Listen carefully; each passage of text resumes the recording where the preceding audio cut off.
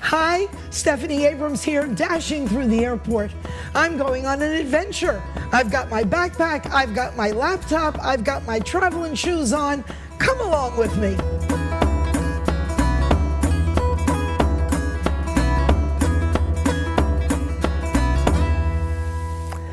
I want to introduce you to characters with character.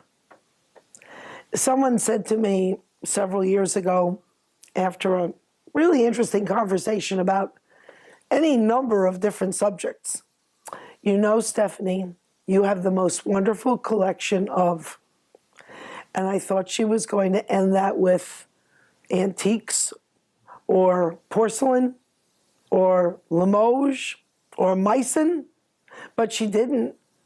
She said, you know, Stephanie, you have the most wonderful collection of people. Let's go off and let me introduce you to some of them now. You know, I always think it's funny when people tell me, how can you go to Ireland in the winter? And then there are those who always want to tell me about rain. Have you noticed how many, not only video, but still shots we have that are in sunshine so blazing that I can only imagine that my eyeglasses that naturally tint with the ultraviolet rays are probably dark black right now. So Ireland isn't a destination you picked because of the weather in any event, but I find people make more of a deal about weather than it's worth talking about, and this is still winter time, people. So come ahead. I'm delighted to be in one of my favorite places. I am in a gorgeous suite that cantilevers out over the sea. We're out on the beautiful patio. You can see we're at not only a harbor, but a working harbor in Kinsale in County Cork. This is an area that the locals would refer to as West Cork. I will promise you, if you take out maps of Ireland, you will never find a place on a map called West Cork. But nonetheless, we're in it. And so this is the section that's south and west of the city of Cork. Hello, would you like to come in for an interview? I'd love to talk with you. Big, beautiful seagulls. I hope we got that. Just don't dive bomb my head because I would really hate it, but we'd get over it. In the background, we've been fascinated by the entertainment provided by the unloading of a cargo ship. And apparently it's bringing in grain for cows, and trucks have been lining up to get their fair share and drive off. We imagine they're driving off to some distribution center where the grain will be put into sacks and sold to the farmers. Unless there's a clever farmer among them that's just getting the loose wholesale grain. So that kind of adds to the atmosphere. Here comes some more seagulls. Look out. I mean, really, look out. I have with me, hiding on this terrace, Hal McElroy, who is the general manager of this glorious hotel, the Trident Hotel. Where are you, Mr. McElroy? Come ahead, come ahead, come ahead. So good. And I want to thank Wardrobe for making us coordinate so beautifully. Aren't we gorgeous? We're going to go inside and sit in the beautiful living room on this gloriously sunny day in Kinsale, County Cork, Ireland, and have a chat with Hal McElroy, a longtime friend. Come on, buddy, let's go inside. Just one of my favorite places, not just in Ireland, but on the planet. It's in the perfect location because it's, you know, why go to a waterfront destination and not be in a hotel that's on the waterfront? That doesn't make sense to me. And so here, not only are we on the waterfront, but we have cantilevered out not only this part of our suite, the living room, which is gorgeous and just newly redone. I loved it before, by the way. For me, they could have left it alone.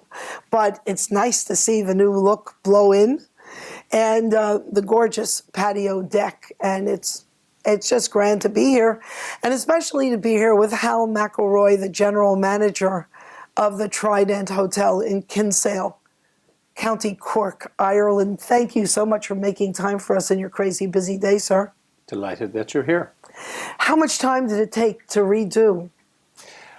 We had a period from early November until March. St. Patrick's Day actually was the day we officially 2017. 2017. So coming up to a year since we've done the refurb. And we haven't been here in a couple of years now because the last few trips to Ireland, we have focused for the most part north of the Dublin-Galway road, spending most of our time west and north, a bit east, a bit in the Midlands, and then in Dingle.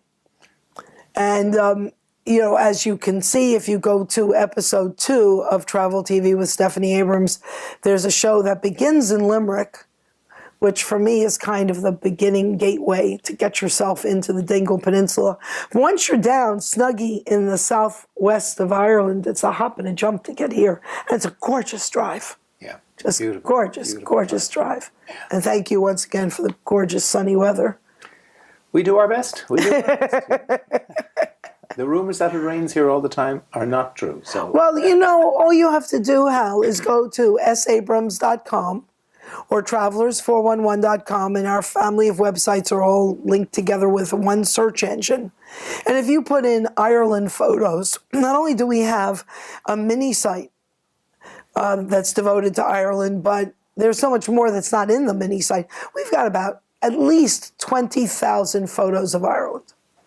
And while there may, just Ireland, and while there may be, you know, days that are kind of gray and overcast, and you kind of expect that, for the most part, we have such a huge percentage of sunny, glorious, because even when it rains, it doesn't usually rain the whole day, and half the time when it rains, it's more like stepping into a sauna. You know, it's like heavy mist as opposed to downpour on your head, although, you know, that can happen. That can happen. That can happen too. I actually kind of like it when it does.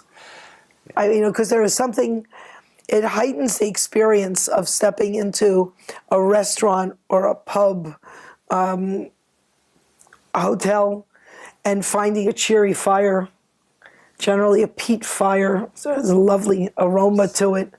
It smells like your grandfather's been there with his pipe, you know? It brings me way, way back to my family, my father's roots. And where did you grow up?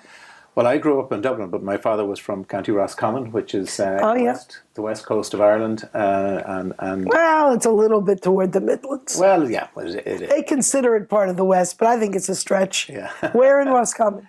Boyle, County Roscommon, he was from originally. And I have great memories of going back to my father's old home to visit my uncle there and seeing the peat or the turf fire, as we would call it, and just on a slab. There was no grate or anything like that. They just built the turf around the fire, and that's great smells of turf, and it really, really does bring me back to when I get that smell. It's a great memories. You know what I do every time I'm in Ireland? I haunt souvenir shops, and they have these. I'll have to bring one in and show it to you sometime. They have these little cardboard boxes, so big around like that. And they look like a little thatched cottage. They've got a little angled thatched roof, thatched looking, it's all paper. But it's printed to look like thatched roof, little cottage. When you open it up, you can buy the entire little outfit kit, which includes a little piece of, it looks like stone, it may be stone, slab, and then these little squares that are incense. And you put the little square in the little burner plate so you don't burn up your mantle or your table or whatever, and you set it on fire. I mean, you hold the match to it and it kind of kindles a bit, and then it'll give off a little smoky something, and it smells like peat. Wow. So whenever we have a fire in our fireplace, in our house, cameramen aren't supposed to talk. Have I told you that? But thanks for joining in. We appreciate your input. It's peat incense. I don't know that it's really peat, but it smells like it's peat. It has peat infused in it. And they sell it for, it depends on where. It's gone up dramatically in price over the years. Because I remember paying as little as 2-3 euros, and now it's up to about 8 or 9. Oh, really? Yeah, they're getting away with murder. But you really have to hunt for it. You can't find it everywhere. But when we have a fire in the fireplace, I'll light one of these and leave it on the mantle in the little dish. Oh, and it's, takes you right off to Ireland. It's beautiful. Right. Did you ever go and play near the ruins of Kilronan Castle? No, I did not. Have you been there? No, I haven't. Okay, so I need to introduce you to Michelle Coughlin, who's the general manager of Kilronan Castle, and you need to take people that you love and go up there for a couple days. And then you can visit your old hunting grounds or haunted grounds. Haunted grounds, possibly, yeah. But that's a wonderful place. And on the trail, if you were heading from Kinsale northward, it's almost due north. Yes, it is. It is due north. It's in the town of, well, it's not really in the town at all, but they'd go into Ballyfarnan to the post office to pick their mail up. So their mailing address is Ballyfarnan, but they're out off the road there in the wilderness. And it looks like Cinderella's castle when you come up.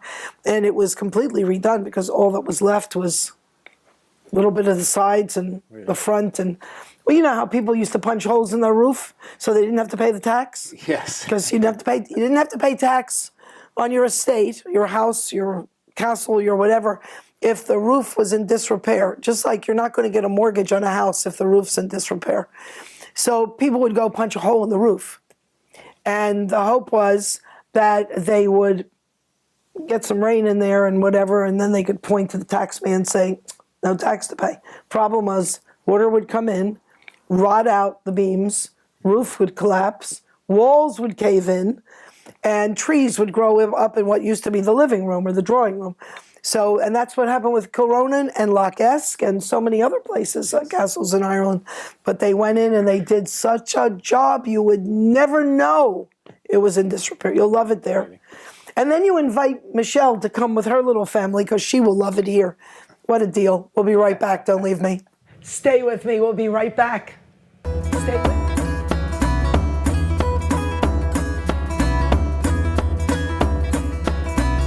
You have no idea how happy I am to be sitting in this lovely chair, in this lovely room, surrounded by the lovely sea and the deck and the boats on one side, and my good friend, the general manager of the Trident Hotel, where all of this is encompassed, Hal McElroy. We know each other by telephone for about 150 years now. About that.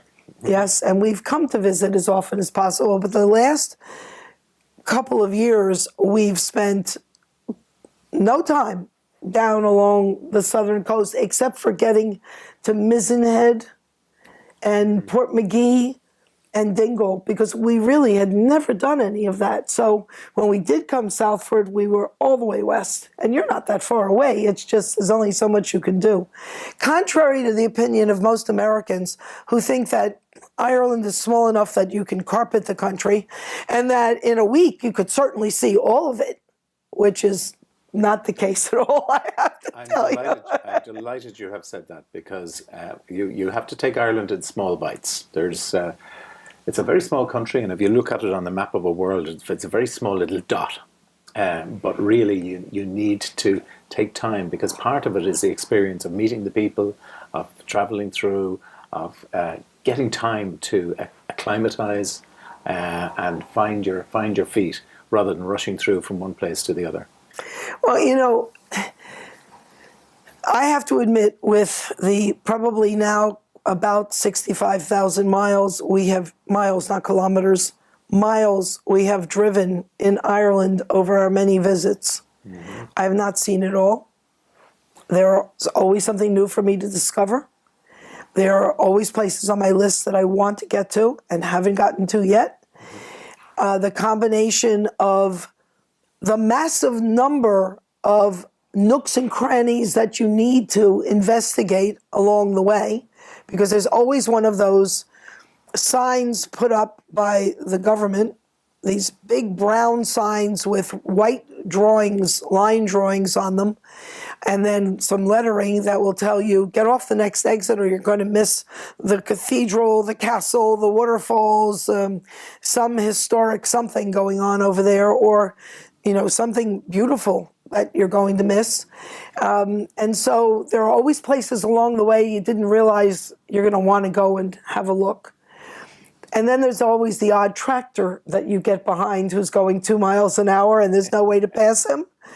And so the combination of predominantly country roads, going through small towns and villages where you're not going to be making great time, but you're going to have a great time. And so it's not like driving between, let's say, Chicago and Denver, where you could drive 500 or 1,000 miles before you find something that you're going to want to get off the road to go and visit.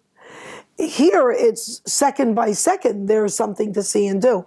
So my warning is always, on your first trip to Ireland, have a notebook handy so you can start making notes for your next trip to Ireland, because there's just going to be great frustration if you think you're going to see it all in one trip. Not possible. And we come over 2 to 4 times a year and have been doing this for a long time now, and we still haven't seen it all. And I've been here all my life, and I still haven't seen it all. Oh, that's a different story, Hal. That's a very different story. Because I keep threatening, and I may do it in 2018 in the fall or 2019. I'm going to hire a motor coach. I'm going to gather up lots of people who live in Ireland, born in Ireland, raised in Ireland, and are involved in tourism in Ireland, who have never been to Cage Fields, who have never been to the Museum of Country Life, who have never been to Giant's Causeway, who have never been to the Cavan County Museum, Historic Museum. Ever been there? No. Oh, well, join the bus. Yeah. Step this way. I have been to the Cage of Fields. I have been to the Giant's Causeway. I'm very proud of you. And that's about as far away as you can get from Kinsale. So. Oh, yes, it is. Yes, it really is. Actually, Mallinhead is the most northern point, and it's in the Republic, but it wraps around the top of Northern Ireland, so it's even more north than Northern Ireland is, right. And that's worth a visit. But my old friend Pat Dooley, who until almost a year ago now, 8 months ago or something like that, owned Dooley Car Rental, yes. Goes to play golf at the Royal Portrush golf course. They have all kinds of tournaments and whatnot. Now, if you leave there and you make a left turn as you're coming out of the golf course, and you drive along the Antrim coastline, about 15 minutes later, you will be at Giant's Causeway, Carrick Boat Rope Bridge, Dunluce Castle, which they made you think was in the Caribbean in the film Pirates of the Caribbean, Curse of the Black Pearl. That was Dunluce Castle. They just fudged it, made it, computerized it to look like it's in the Caribbean. Never been to any of those places. Goes up there and plays golf, turns around and leaves. And I kept saying to him, throwing you on the bus, sir. I'm with Hal McElroy, the general manager of the Trident Hotel in Kinsale, County Cork, Ireland, on this gorgeous sunny day overlooking the harbor here. And behind me in this gorgeous suites living room, there's a beautiful wall unit complete with the entertainment factor of the large flat screen TV and some shelving and some odds and end books. And I saw this book and it caught my attention. I was out on the balcony of the suite this morning taking photos that are taken from the same position that this photo on the back of this book was taken. And the name of the book is Kinsale Harbor. Let me turn it around so you can see it. And there's Kinsale Harbor, a history by John, how do you say John's name? Thwiller? Tullier. Okay, sorry about that, John. And I'm going to try to read it while we're here.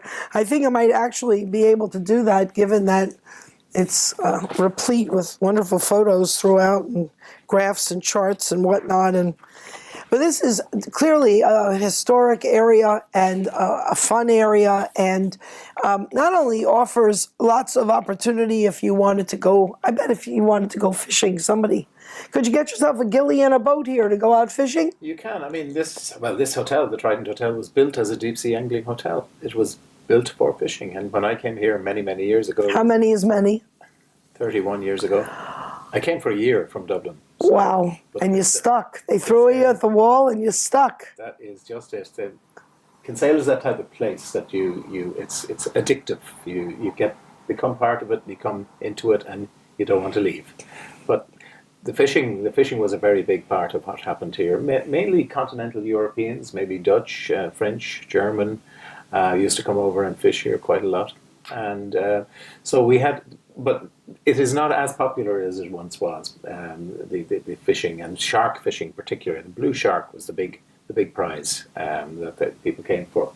But in more recent times, I think the emphasis has been more on sailing. It has been more on additional water sports, from paddleboarding to there's a diving ship which operates here right through the summer as well. Oh, I know about that one. Yeah, and wonderful. I mean, some of the photography that you get from some of the dives here, you would not credit in Ireland that the clarity of the waters, and you talk about the Caribbean and the Mediterranean and everything like that, and the colourful fish and that type of thing. Some of the photographs from here in this area are quite incredible.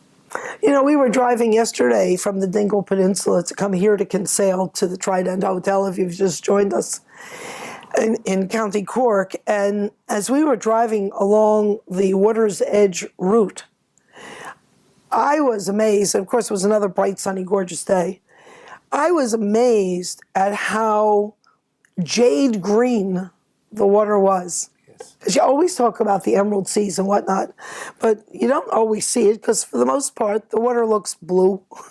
But I have seen on more than one occasion green waters, and I'm not talking about an algae-laden lake. I mean, this is the real deal. Clear, crystal clear, gorgeous water. That's jade green. I mean, it was just astounding. So sometimes we undersell ourselves when we're talking about this, particularly, I mean, the wonderful idea of the Wild Atlantic Way. We are the start of the Wild Atlantic Way, the coastal route right around Ireland.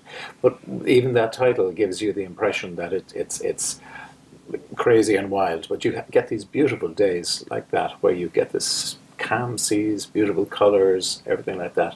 But you also get the days where you have crashing waves on the coastline. And it's all a function of the wind. And but it is weather. It's life. It's being by the ocean is just such a wonderful experience. It's gorgeous. So you came for a year.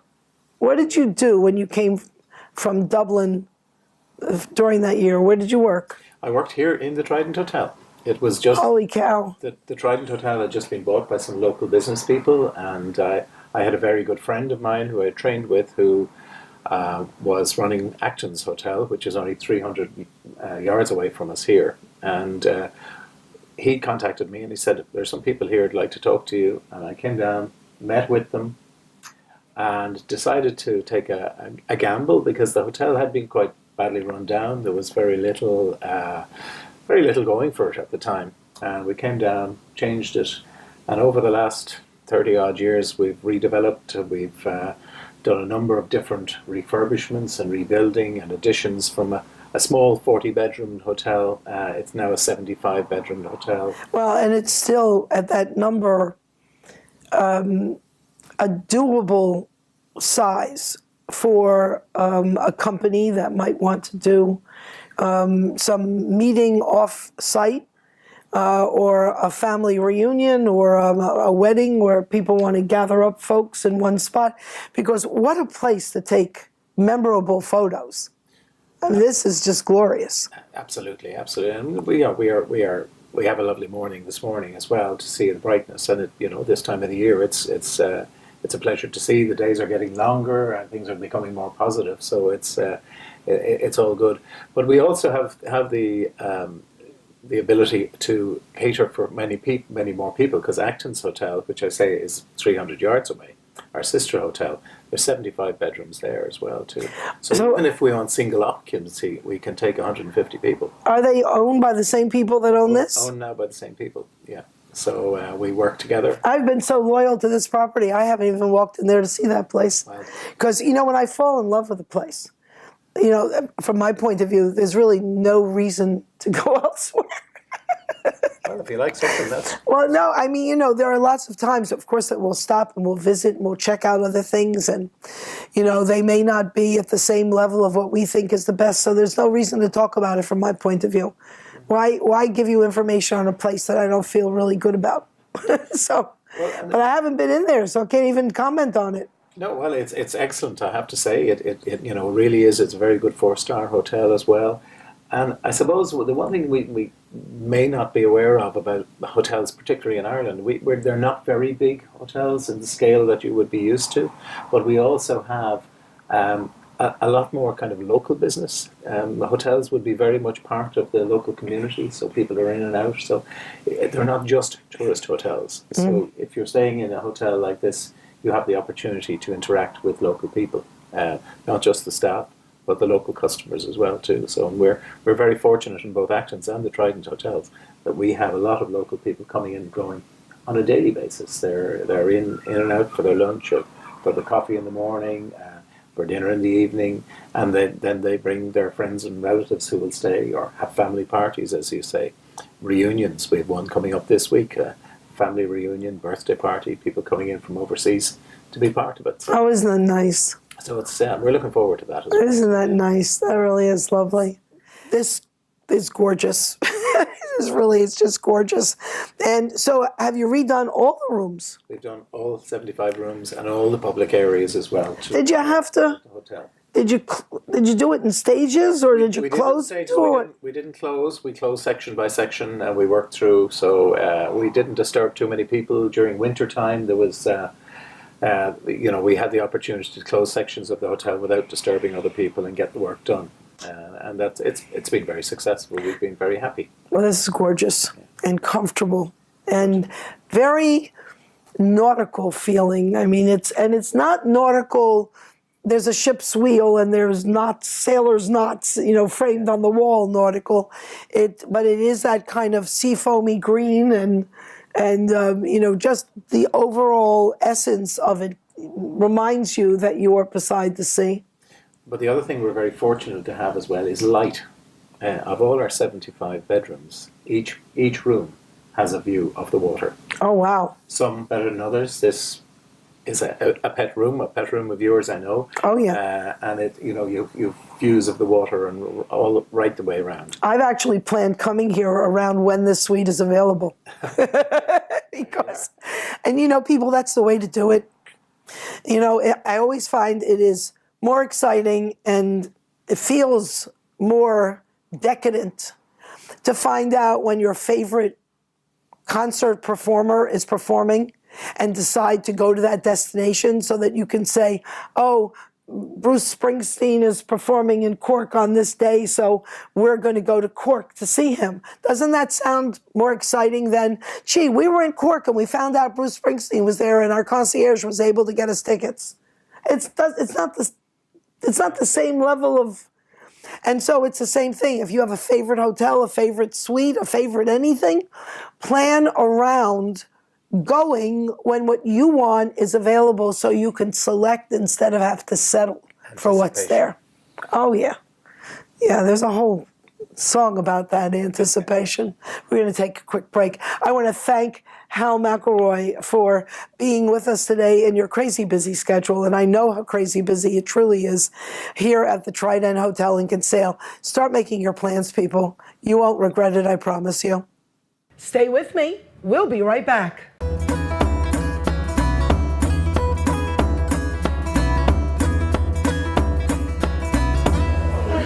Kinsale in County Cork, Ireland, has long prided itself on being the self-appointed gourmet capital of Ireland. I have to tell you, they've had a run for their money in the past couple of decades, but they did have a great head start.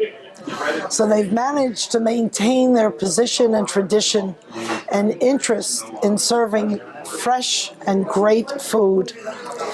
And just a hop and a jump, literally, from the Trident Hotel, right on the seafront, is a place aptly named Fishy Fishy. Do you get the idea?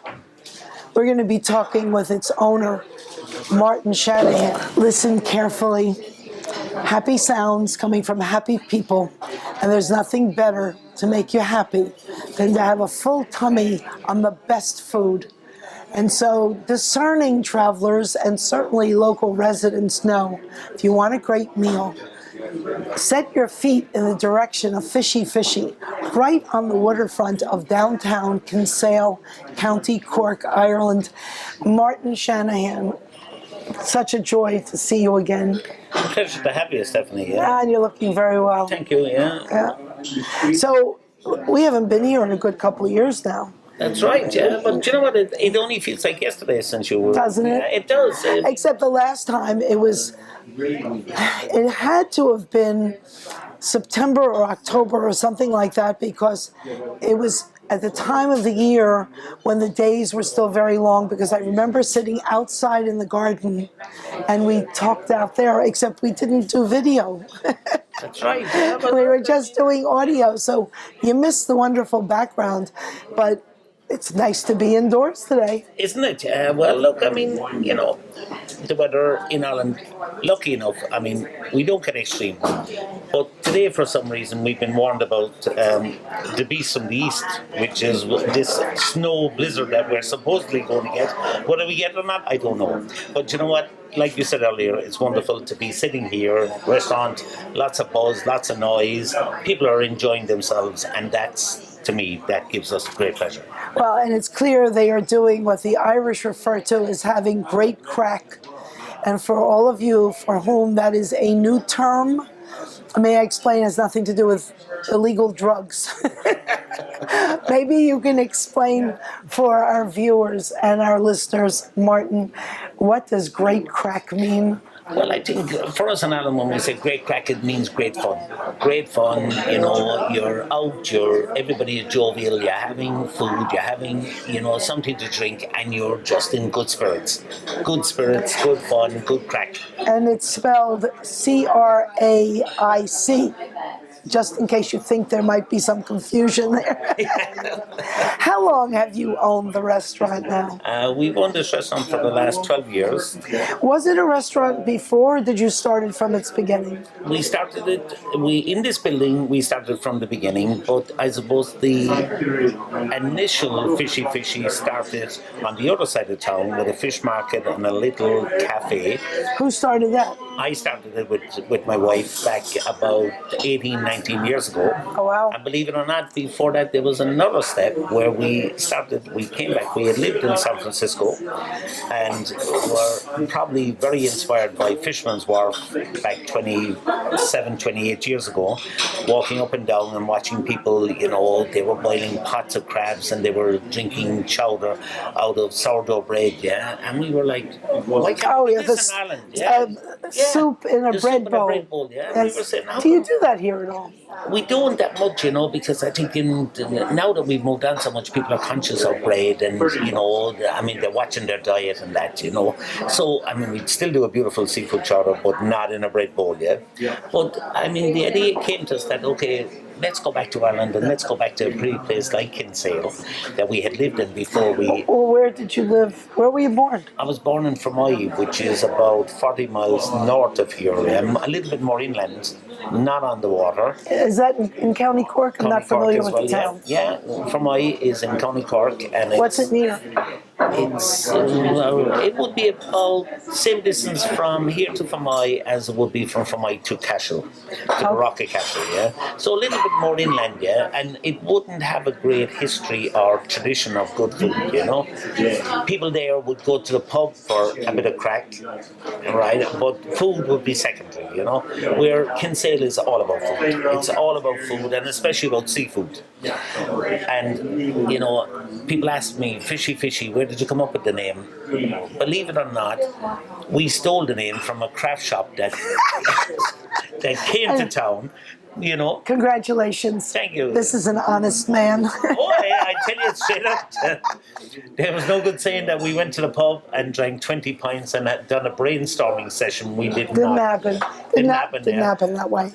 The name, there was a couple came into Kinsale about 20 years ago and they opened a craft shop for one season only, sold a lot of kind of driftwood and a lot of seafaring products, and they called it Fishy, and we're like, You like that? I like the name, you know, because again, I guess it says what it Tells does. a story. Yeah, it tells a story.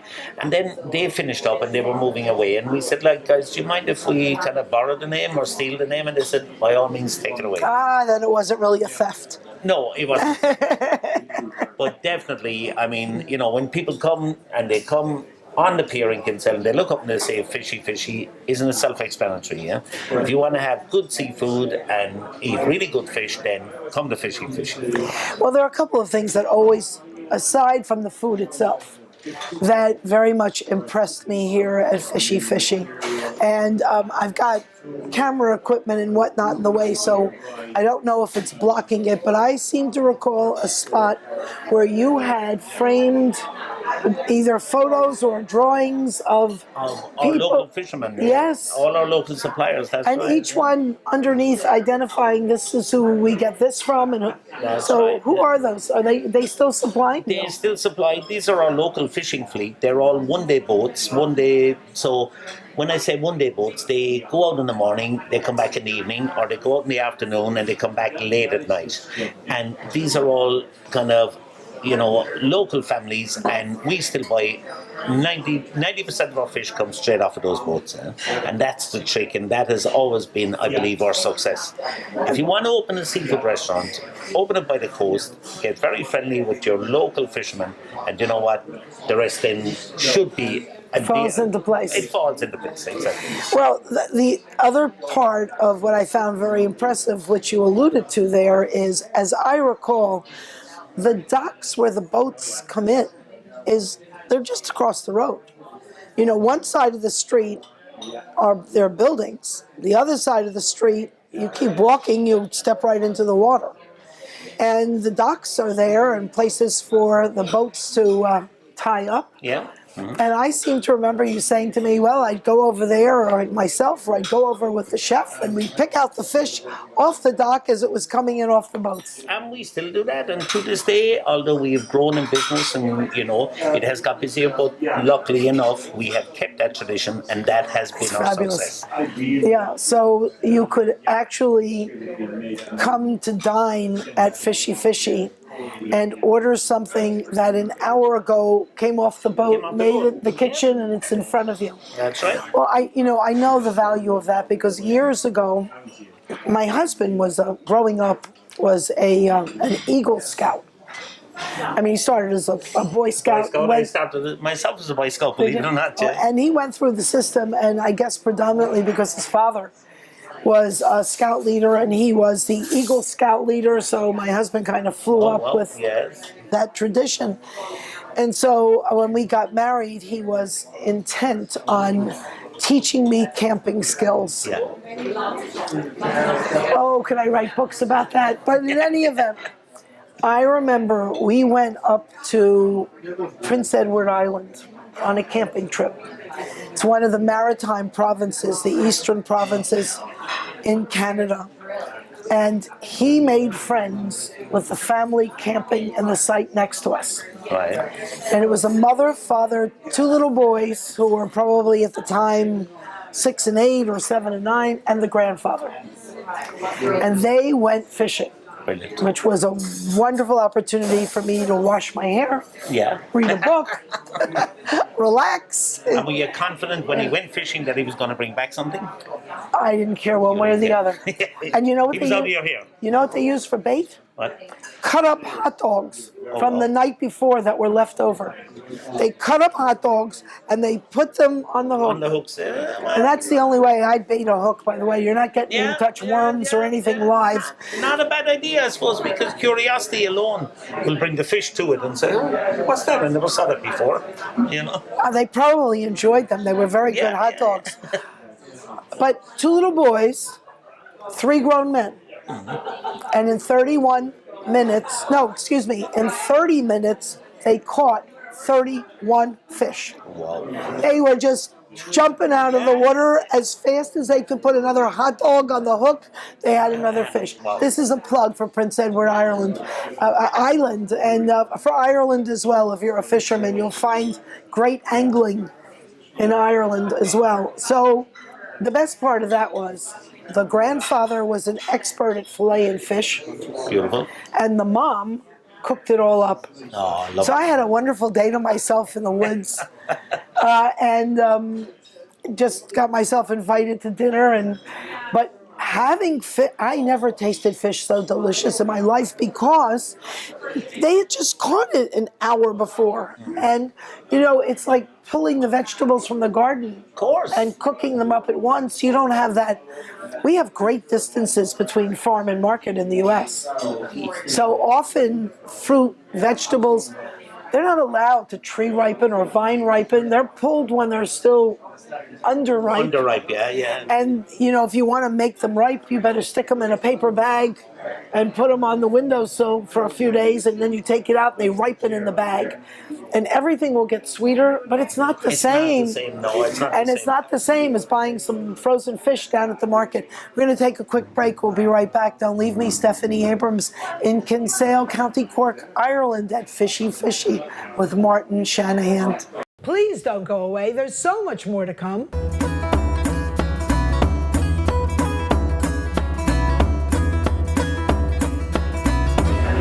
If you're just joining us, I'm with Martin Shanahan, the owner, and who, with his wife, founded the original Fishy Fishy. How many blocks from here in Kinsale, County Cork, Ireland? About 3 blocks from here. Oh, it's not bad. It's not bad. So, and this is a much higher profile spot, I would think, no? Well, I think it was probably what happened. Just business grew, and as you know, I mean, you can't push the walls, so we couldn't exactly expand in the original one. So then we came to our second creation, and now we're at as my wife says, "Is this it now? Are you finished now?" And I said, "Look, you never know. You never know. One never knows. Yeah. Do one. One day today, one never knows. Well, when you came here, was there a building? Yes, there was a building here, believe it or not. This was an art gallery.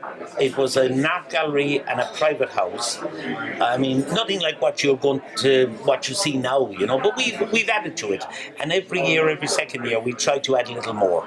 Try to keep the essence of the building itself, and just add a little bit onto it. But again, the formula, like I said before, has never changed. It's all about fresh fish. It's all about local fishermen. It's all about what's in season. But if it ain't in season, it ain't on the menu. Got it.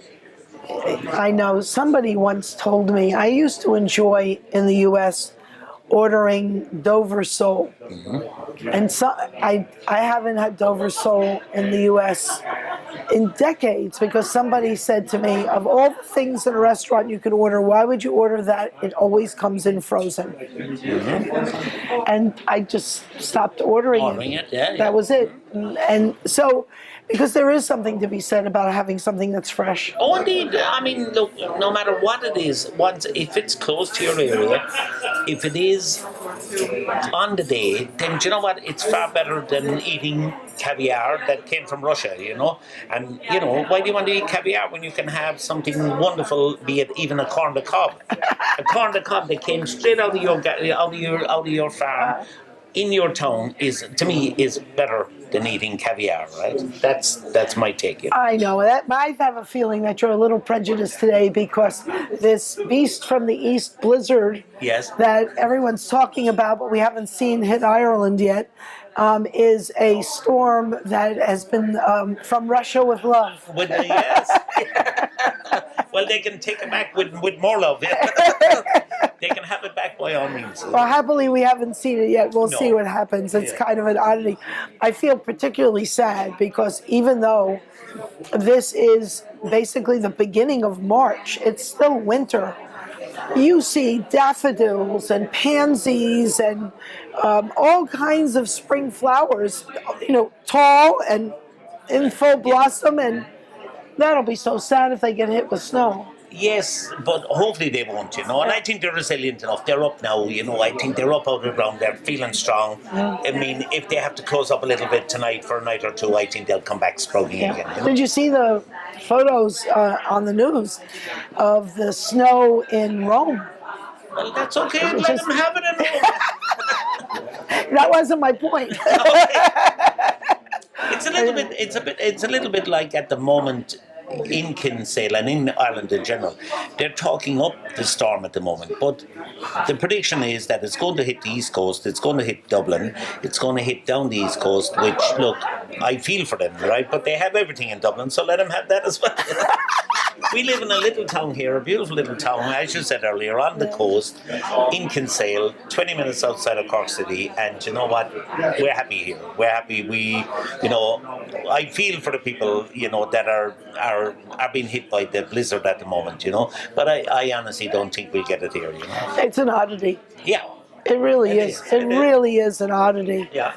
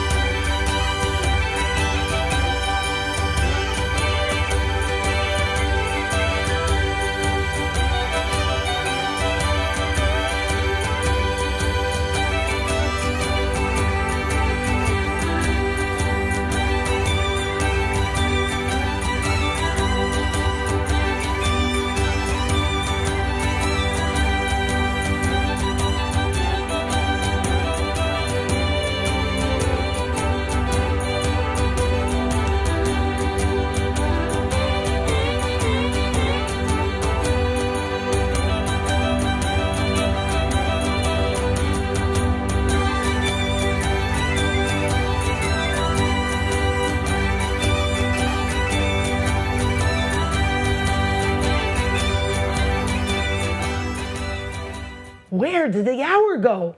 Come back next week. Gotta fly now.